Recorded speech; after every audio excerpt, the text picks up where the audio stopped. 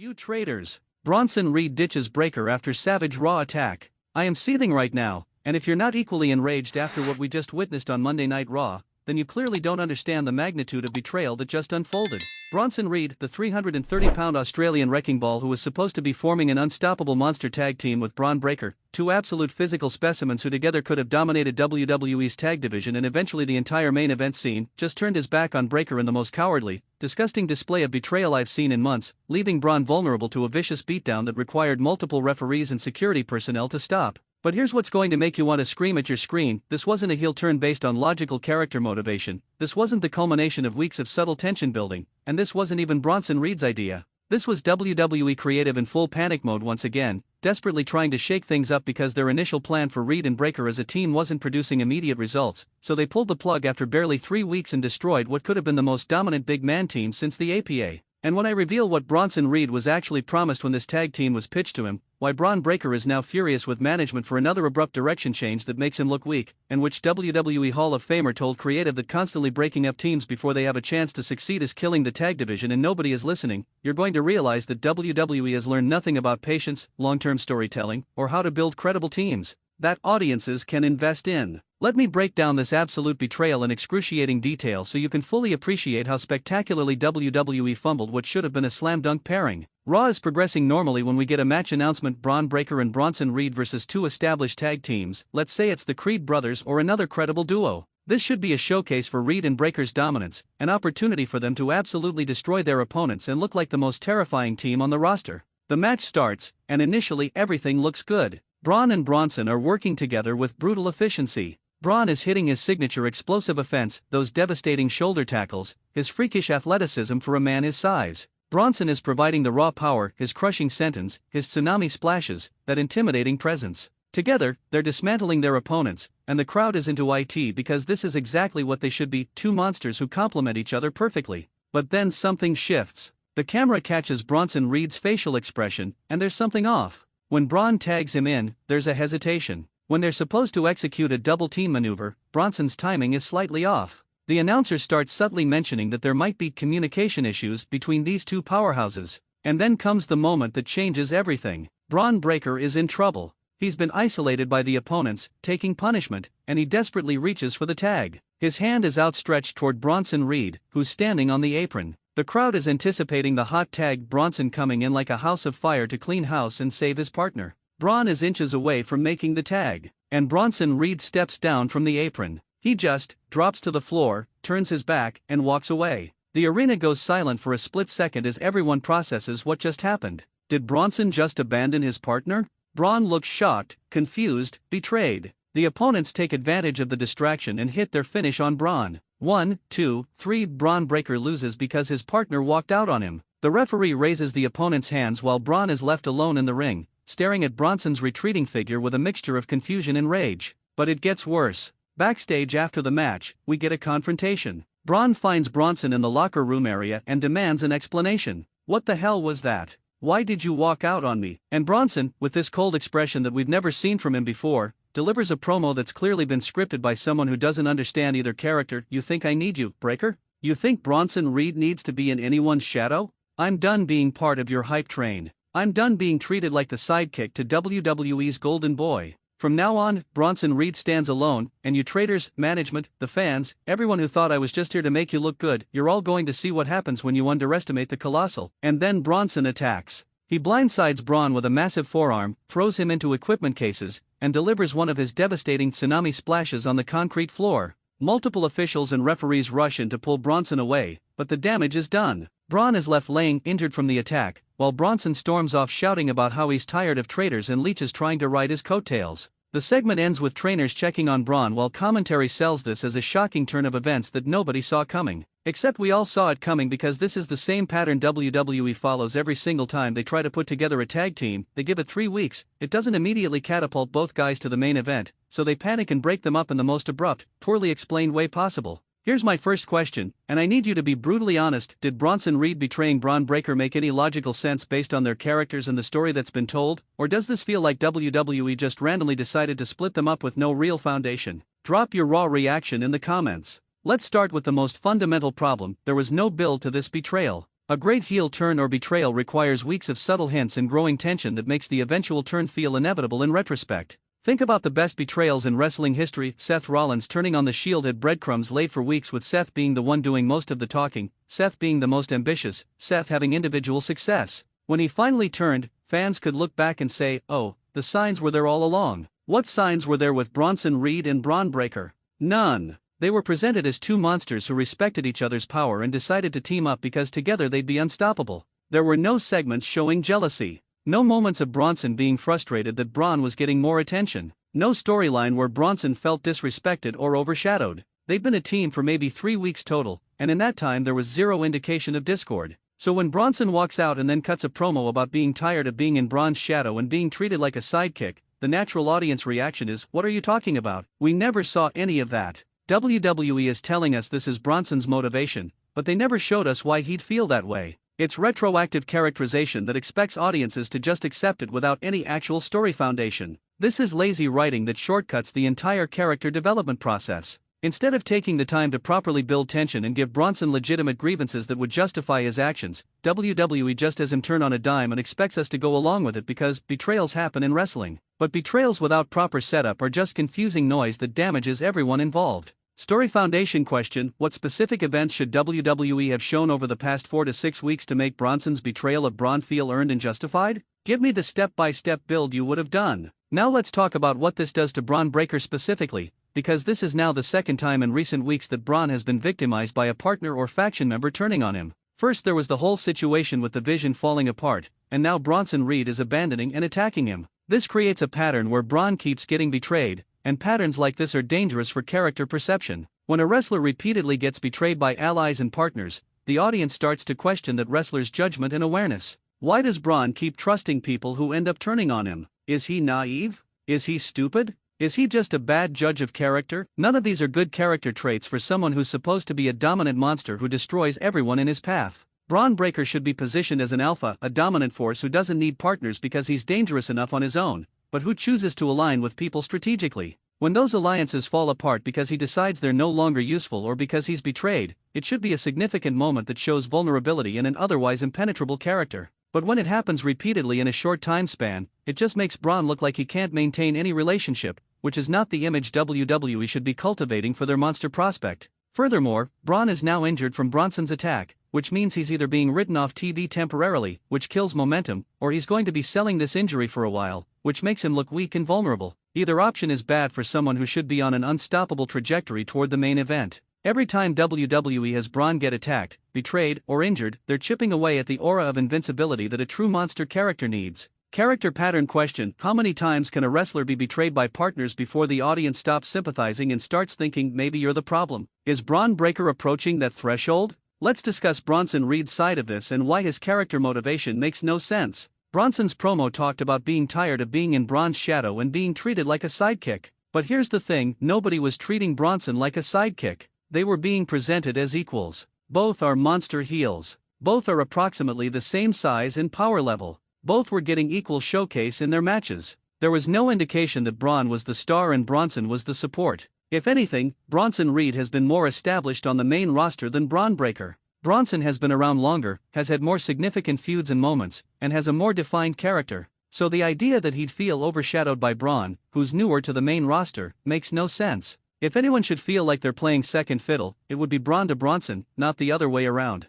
And Bronson's promo about "you traitors," who is he even talking to? Who betrayed him? Management didn't betray him by putting him in a tag team that was positioning him prominently on the show. The fans didn't betray him, they were responding positively to the team. Braun didn't betray him, they were working together successfully. So who are these traitors Bronson is raging against? It's unclear, which makes his motivations feel muddled and unfocused. A clear villain needs clear motivations. "I want the championship and you're in my way" is clear. "You disrespected me and now I want revenge" is clear. "Management is holding me back and I'm going to destroy everything to prove my worth" is clear. But "there are traitors everywhere and I'm angry about being overshadowed even though I wasn't actually being overshadowed" is not clear. It's vague angry heel dialogue that could apply to anyone in any situation, which means it doesn't feel specific or personal to Bronson's character. Character motivation question: what would be a better, more logical reason for Bronson Reed to turn on Braun Breaker that would make sense for both characters and create a compelling rivalry? What motivation would actually work here? Now let me tell you what really happened backstage when this team was formed and then immediately broken up, and this is going to make you absolutely furious. When WWE Creative first pitched the idea of pairing Bronson Reed and Bron Breakker, both wrestlers were told this would be a long-term partnership. According to sources with knowledge of these discussions, management specifically said they wanted to build Reed and Breakker as a dominant team over several months, positioning them as eventual tag team champions who would terrorize the entire division. Both Bronson and Bron bought into this vision. They started working together to develop chemistry and double-team moves. They discussed long-term story possibilities and how they could complement each other's strengths. They were invested in making this team work because they were told it was a significant part of WWE's plans for both of them. They were building something together with the understanding that this was a real commitment, not a short-term experiment. But then after literally 2 or 3 weeks of the team existing, someone high up in WWE Creative, possibly multiple people at the top of the hierarchy, decided the team wasn't working. The reasoning given was that the response wasn't as strong as they'd hoped, that it wasn't immediately moving the needle on ratings or social media metrics, and that they needed to try something different with both performers. This decision was made without consulting either Bronson or Bron. They found out about the team being split up when they were handed scripts for this Raw showing Bronson's betrayal. Both wrestlers reportedly expressed frustration and confusion. They were just starting to develop chemistry as a team, they hadn't been given nearly enough time to establish themselves, and breaking up this quickly made the entire exercise feel pointless and actually damaged both of them by making the pairing look like a failed experiment. But Creative's decision was final. The executives who made this call weren't interested in giving the team more time to develop or in considering the long-term damage to both performers' credibility. They wanted to shake things up now because they're terrified of anything that doesn't produce immediate results. So Bronson and Bron were told to execute the breakup segment, and as professionals who want to keep their jobs, they did it even though they both disagreed with the decision. Here's the part that should make your blood boil. A WWE Hall of Famer who currently works as an agent or producer, someone with decades of experience in the wrestling business, reportedly went to management and specifically warned them that constantly breaking up tag teams after only a few weeks is destroying any credibility the tag division has. This veteran pointed out that successful tag teams historically need months or even years to develop properly, and that expecting immediate results after 3 weeks is unrealistic and counterproductive. This Hall of Famer cited examples like the New Day, who weren't immediately over but were given time to find their groove and became one of the most successful acts in WWE history. Or the Usos, who had multiple different incarnations before finding the characters that clicked. Or the Hardy Boys, who developed over years before becoming legendary. All of these teams needed time and patience to reach their potential. But this veteran's concerns were dismissed. Management's response was essentially, "We don't have time to wait months for something to work, we need results now." This short-term thinking is why WWE's tag division has been in shambles for years. They're unwilling to commit to building teams properly, so teams never develop the chemistry and connection that makes them special, which leads to constant breakups and reformations that make everything feel meaningless. Backstage decision-making question: should WWE listen to Hall of Fame veterans with decades of experience, or should they prioritize the instincts of current executives who want immediate results? Whose judgment should carry more weight? Let's talk about what this does to WWE's tag division as a whole, because this breakup is symptomatic of a much larger problem. WWE's tag team division on both brands has been struggling for years because the company refuses to commit to building teams long-term. They throw together random pairings, give them a few weeks, and if they don't immediately become the next big thing, they break them up and try something else. This creates a division where nothing feels stable or meaningful. Why should audiences invest in any tag team when WWE has demonstrated repeatedly that they'll break up teams on a whim? Why should fans care about tag team championships when the teams challenging for them are constantly rotating and reforming with no consistency? The answer is they shouldn't and they don't, which is why tag team wrestling in WWE feels like an afterthought rather than a cornerstone of the product. Think about the most successful tag teams in WWE history. They were given time. The New Day had years to develop their characters and become beloved. The Usos went through multiple iterations over years before finding their current dominant personas. The Shield had months of working together before they even started having significant internal tension. Even teams that eventually broke up like Evolution or the Hart Foundation had extended runs where they were established as legitimate units before the eventual split. But modern WWE doesn't have that patience. Bronson Reed and Bron Breakker get 3 weeks as a team before being broken up. That's not enough time to develop any chemistry or create memorable moments. That's not enough time for audiences to become invested in them as a unit. That's barely enough time to film a few backstage vignettes and have a couple matches. And now both men are worse off than before they teamed up because the partnership looks like a failure in hindsight. This same pattern has played out with countless other teams in recent years. WWE throws together combinations that look good on paper, gives them minimal time to develop, and then breaks them up when they don't immediately revolutionize the division. It's a self-fulfilling prophecy where teams can't succeed because WWE won't give them the time and creative focus needed to succeed, and then WWE justifies breaking them up by saying, "See, it didn't work." Tag division philosophy question: what's the minimum amount of time WWE should commit to a new tag team before even considering breaking them up? 3 months? 6 months? A year? What's the right timeline? Now let's examine the match itself where the betrayal happened, because even the execution of this angle was flawed. The betrayal happens when Braun is reaching for a tag and Bronson just walks away. This visual is meant to be shocking and dramatic, the moment where the audience realizes something is terribly wrong. But the problem is we've seen this exact betrayal spot dozens of times in wrestling. It's been done so often that it's become a cliché. When The Shield broke up with Seth Rollins' betrayal, it was shocking because they committed to it. Seth didn't just walk away, he grabbed a chair and brutally attacked both his partners. The violence and decisiveness of the turn made it feel like a genuine character-defining moment. When Kevin Owens turned on Chris Jericho, it was immediately after they just won the tag titles together, making the betrayal feel even more cruel and unexpected. Those moments worked because they had impact and commitment. Bronson walking away is relatively passive. It's a betrayal, but it's not violent or decisive in the moment. He just leaves. The actual attack comes later in the backstage segment.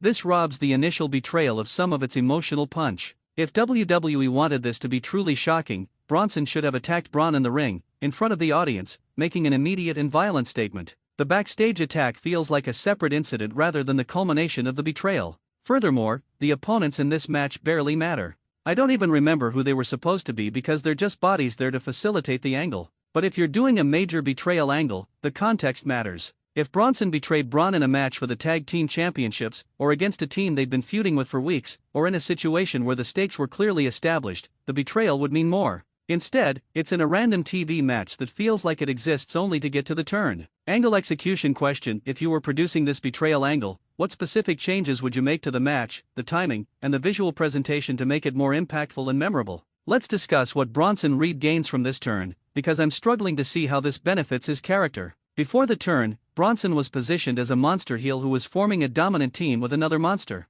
After the turn, Bronson is a monster heel who's now feuding with another monster heel? What's the difference? What's the improvement in his position? If Bronson had turned on a babyface partner, I'd understand. He'd be establishing himself as a villain who's willing to betray anyone for personal gain. If Bronson had turned because he wanted a championship opportunity and Braun was standing in his way, that would be clear motivation. But Bronson turns on Braun for vague reasons about being overshadowed, even though he wasn't, and now they're going to feud with each other, and both are heels, so there's no clear hero/villain dynamic for audiences to latch onto. Two heels feuding with each other can work if there's a clear reason for audiences to prefer one over the other, or if both have distinct enough personalities that the clash creates interesting dynamics. But Bronson and Braun are both generic angry monster heels with similar characters. They're both big powerful guys who destroy people. They don't have dramatically different philosophies or personalities that would make their conflict feel meaningful beyond just two big guys who are now mad at each other. And from a practical standpoint, what's Bronson's trajectory after this? He feuds with Braun for a month or two, they have some matches, and then what? Does Bronson go back to being a mid-card monster heel doing the same stuff he was doing before? Does he move up the card toward the main event? Without a clear plan, this turn just feels like lateral movement that doesn't actually improve Bronson's position in the company. Career trajectory question: 6 months from now, where do you think Bronson Reed will be on the card? Higher than he is now, lower, or in the exact same position? Has this turn actually helped his career? Now let's talk about the promo content specifically, because Bronson's dialogue reveals how poorly thought out this character direction is. When Bronson yells "you traitors," who is that directed at? In the context of the promo, it seems like he's addressing management, fans, and possibly Braun himself. But none of these groups actually betrayed Bronson. Management didn't betray him, they put him in a prominent position teaming with another monster. If anything, that's management showing faith in him. Betraying him would be demoting him or taking him off TV, which didn't happen. The fans didn't betray him. Audience response to the Reed/Breaker team was generally positive. Fans were interested in seeing two big men team up. Betraying him would be rejecting him completely, which wasn't the case.